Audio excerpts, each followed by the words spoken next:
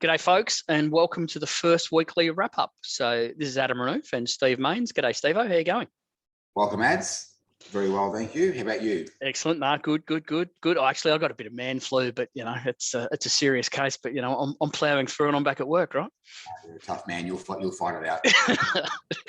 Well, folks, what we're doing is Steve and I are getting a lot of calls from people at the moment saying what's going on. So what we're going to do on a weekly basis, we're going to have about 2 or 3 points each week, about 5 minutes, quick listen to, cover a couple of points. But the whole message of the whole principle of everything we're going to talk about, Steve-o, is stay focused, stick with the plan, and ignore the noise. Absolutely, because bad news sells newspapers, and people who are making snap decisions are basically the ones who are losing money at the moment. Exactly right. And you know what? Some of the noise out there, I think, is causing people great losses in that they're taking the advice and panicking and moving to cash, and that's coming at a great cost. Well, and it's really interesting you say cash. That's going to lead me on to my first point, or the first discussion point. Yeah. So the US are currently tipping that there's going to be interest rate rise there in the next month, something between 75 and 100 basis points, 100% driven by inflation. Their inflation numbers are up at 9.1%. Now, the core of that is 11% more fuel over the last month. So if you've gone to cash, basically you're losing 10%. Absolutely right. You're not going to beat that, are you? At 11% inflation. And certain sectors of the market have been kicked in the teeth and those sorts of things. But realistically, do we really think anything's going to happen? And before we provide any advice, this is general advice. Please speak to your specialist.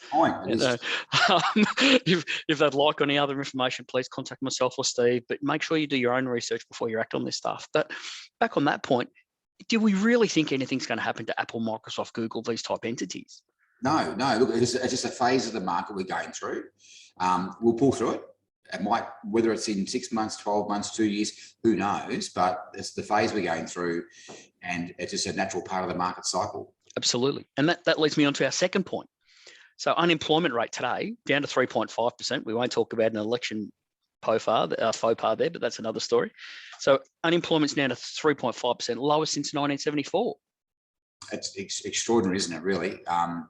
When you've got such events going on in the world that we have incredibly low unemployment rates. I was thinking about this. If you go back, I remember going back into the early 90s where we had incredibly high interest rates. Inflation was not crazy, but it was certainly getting up there.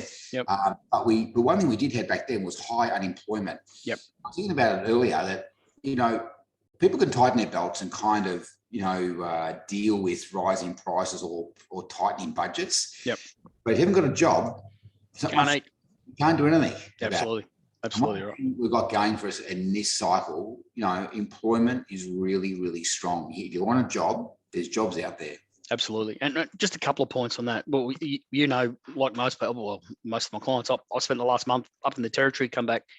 Every little country town that we went to, every country town, every servo, every whatever, there was a sign in, not 50, not 70, 100% of windows. Help wanted, staff wanted. Like, this is crazy. It's extraordinary, isn't it? Now, I even see it around the suburbs, out of north of Melbourne. Absolutely. I see it everywhere. Jobs wanted. Yep. People wanted. Yep. And just so people understand, just to really make it a really easy understanding, the central government policy, central bank policy is, if inflation is above 3%, they'll generally increase interest rates to stop your spending.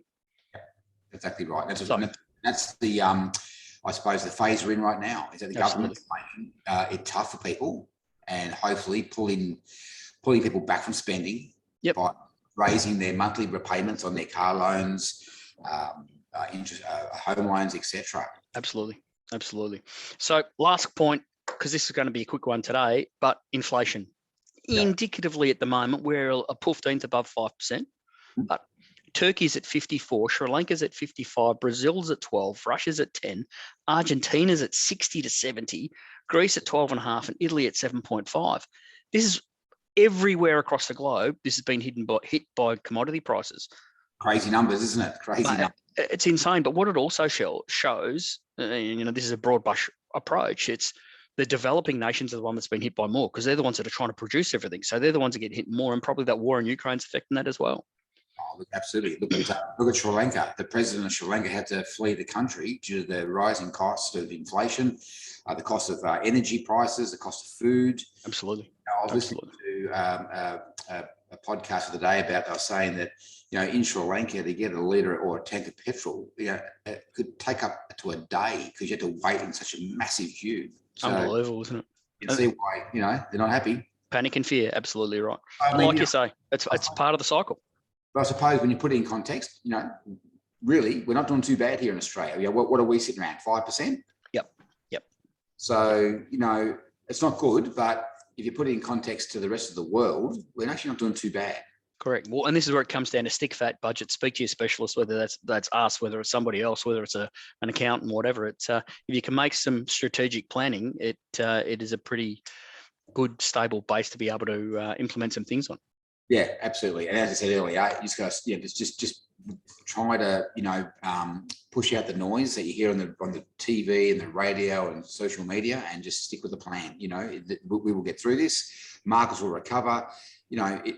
Interest rates will come back at some point. Because the thing that you got to realise, after every interest rate rising cycle, there's an interest rate lowering cycle. Absolutely. So that's the next thing coming. Now, when that happens, who knows? But it's coming. Absolutely. And let's be blunt, most people never complained in the last decade when we had them dropping. No, absolutely right. So we had a pretty good. And look, and if you think about it also too, I remember when I first bought my house, we were paying 17s, 18s interest rates. I mean, I know debts were that the cost of a house wasn't as great as a multiple income back in those days compared to today, but still, we're paying 17, 18%. So absolutely right. It's not too bad. No, spot on. Stevie Mains, thank you very much for your time. Absolutely pleasure. All right, and mate. we look forward to speaking to everybody next week. Definitely. Talk to you next week. Thanks, Adam. Bye, mate. See you, mate.